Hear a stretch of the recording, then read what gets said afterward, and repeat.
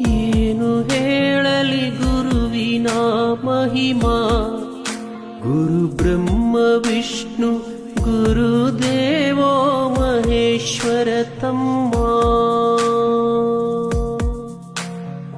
ಏನು ಹೇಳಲಿ ಗುರುವಿನ ಮಹಿಮಾ, ಗುರು ಬ್ರಹ್ಮ ವಿಷ್ಣು ಗುರುದೇವೋ ಮಹೇಶ್ವರ ತಮ್ಮ.